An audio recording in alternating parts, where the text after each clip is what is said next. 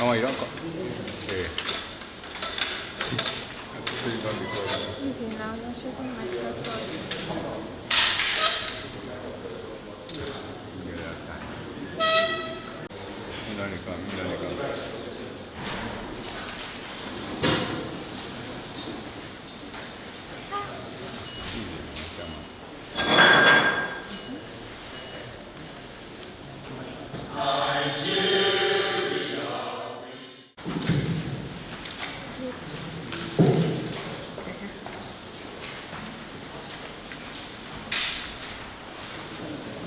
Good afternoon. Mine will be to touch on the burning issues of the moment in Abuja, which has attracted a lot of appeals from allottees of the Maitama 8th district.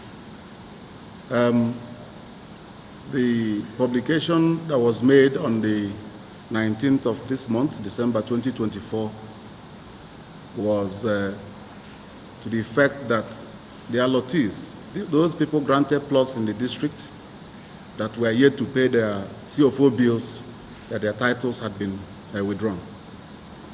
Yes, as you will recall, we made a publication in October asking all the allottees of Maitama, Cadastral Zone 810 district, who were yet to pay their RFO bills, as we call it, the CFO bills, to pay up.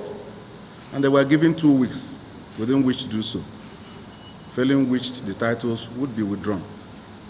The 2 weeks elapsed, some people still didn't pay. A further 1 week grace was given. Some people paid and others still refused to pay. And after some time, the administration took the decision to withdraw those titles. These monies are required to provide the infrastructure in those districts. There is no other place you get these monies, except from the monies that will be paid by the allottees for that purpose. Lands are given to people. People complain that there are no infrastructure, but they don't want to fulfill their own obligations to the grant. So if you are given land and you don't do those things provided for in the terms and conditions of the grant of the RFO, the administration would have no choice but to withdraw those offers and give it to people who are ready to comply. So that was what the administration did. However, there were lots of appeal upon seeing the publication of the 19th of December, and the Honorable Minister graciously granted. He considered the plights of so many people, considered the plights of people, the current economic situation in the country, and felt, okay, let me give these people another chance. And he approved an extension again of 2 weeks, within which everybody must pay the rights of occupancy bills attached to those allocations. The 2 weeks last final grace began on the 20th of December and will run through to the 3rd of January 2025.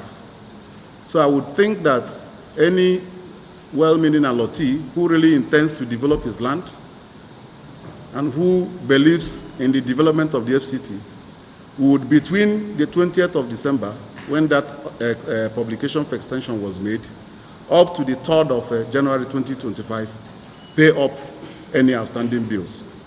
So that is what I would say with regards to that, because I know that the public have been coming in, writing letters, making all calls to every official of the FCT regarding this. So I enjoin every allottee to take this opportunity and make sure all his or her obligations to the grant are fulfilled. Thank you very much. I would answer your question this way. You said, don't I think if the 2 weeks will not be short? I want to note that some of these allocations we are talking about were given in 2018. Some of them 2017. That's about 7 years, some 6, some 5. And it was stated clearly that this offer is being made to you subject to payment of so and so fees. And you accept the offer and say, I'm going to comply. 7 years later, you would not do so. Then the administration says, okay, we want to put infrastructure there. If you read the publication, the first publication made in October, it was clear what the money was going to be used for, to put infrastructure in the district so that people who have paid and people who want to live there can move in there and live a good life. In Abuja, people complain, no, the road is bad, we don't have water, we don't have lights. It is from this money that the infrastructure is provided. So if we've given people 7 years to pay, they did not pay, then we published, which we didn't have to anyway. In October, gave 2 weeks, they did not pay. Gave some time, then gave another 1 week grace, they did not pay. Then a withdrawal is made. And then out of the public outcry, the minister considered and graciously approved an extension of 2 weeks. Does that not show you that the administration means well? The administration wants you to own your land. Nobody is interested in any kind of thing that some people might be suspecting. If that is the situation, there was no need for even an advert in the first place. Then even if we did, that first 1 or 2 weeks would have sufficed. But there was another 1 week and then another 2 weeks. So it is not too short. It's actually very, very benevolent for the minister to do so. Then on the issue of the garnishee order, I wouldn't have the details here. We are talking of legal matters that figures are attached to. And I wouldn't want to tell you things that I'm not sure of. Yeah, there could be 1 or 2 things out there, but those will not affect the real functions of the FCTA. The administration is committed to obeying court orders, and they've been doing so. So if there are garnishee orders, the processes will be followed. If they are going to be implemented, of course, they would. So I don't have the details of that here, but if you want that, the legal secretariat is there to provide you with all those. Thank you, members of the press. As you may recall, by 2018, the operations of the Abuja Rail Mass Transit took off into the first stage of Lot 1A and Lot 3. Now the trial stage by 2018. But by 2019, COVID broke out, and there was a major, like we all know, there was a major lockdown. And after COVID, post-COVID, there was serious vandalization of the 45 kilometers rail line with very expensive telecommunication cable, because it's a light rail, so almost everything is electronic. And so it prompted the FCT administration at the time, after having awarded a contract for rehabilitation of the vandalization running to billions of naira. And so there was need at the time to employ security companies, civil security companies, to be the lead security companies, of course, with the regular security companies playing a supporting role. So at that time in 2022, 2 security companies were awarded a contract, one for the Lot 1A, which is from Idu to Kubwa, and Lot 3, which is the rail line from Metro to the airport. So because of those contracts and those surveillances, the vandalization on the line dropped dramatically.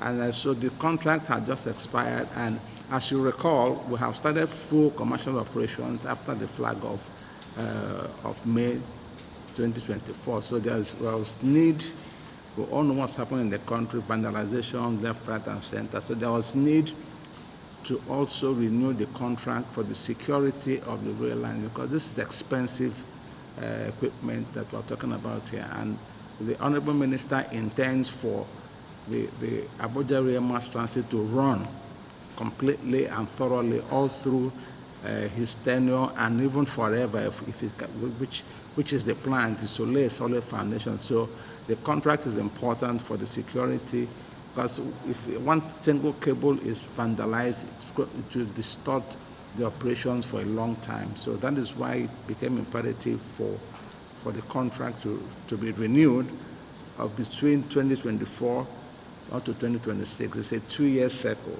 And so that is what we arrived at, and Exco approved the contract. Thank you very much. gentlemen of the press, and distinguished ladies and gentlemen. Today, at the 11th meeting of the FCT Executive Council, the FCTA presented a memo in respect of development of multi-event sports centers in the city. The FCT Exco considered and awarded contracts for developing 2 multi-event centers at strategic locations in the city. These 2 sports centers have several sports facilities, like football pitches, lawn tennis, table tennis, indoor sports facilities, and all other facilities necessary for sports, taking on sports. This is in line with the renewed hope agenda, particularly as it has to do with young people, youth development, and physical and mental well-being of the citizens of the city. And when fully developed, this will be available and open to all citizens to partake and to ensure that it is well utilized for the well-being of the people. 2 locations have been identified. These, when developed, everyone will know the locations of these places. Essentially, 2 companies are considered, and those 2 companies have been awarded the contract, and FCT Executive Committee considered and awarded those contracts. Thank you very much. Of the administration, the current administration in FCT, by the leave of the Honorable Minister, we want to also extend our gratitude to the press. The current minister has a mandate from the President of the Federal Republic of Nigeria, and that mandate is simply to turn FCT around and to begin to revive a city with a dead, dilapidated infrastructure. It requires a lot. It's an enormous responsibility that the Honorable Minister has chosen to fight head-on. And of course, we know that it will come with a whole lot of criticisms and a whole lot of side talks and a whole lot of pull-down syndrome. But as you can see, the story 1 year down the line has shown some level of positivity. We are all residents of FCT, and we know that this administration means well. The mandate of Mr. President is being pursued to the letter. Some might feel a little bit angry, some might feel a little bit uncomfortable, but in the overall interest of our people, are we achieving the result? And I want to say that the answer to that is in the affirmative. We are achieving the result. The Honorable Minister is determined, irrespective of all the crises and all the pet talks, to ensure that we reposition FCT, that he reposition FCT as a city of reference. I want to thank you for the relationship we have developed over the months and this past 1 year under the watch of the Honorable Minister. Today, ESCO witnessed the submission of over 7 memos, but in his characteristic manner, the Minister, being so meticulous, stood down some of the memos and sought deeper clarifications. And I'm sure as we reconvene back in January, some of these memos will be represented and we'll brief you accordingly. Thank you and wish you a Merry Christmas and a prosperous New Year. Thank you.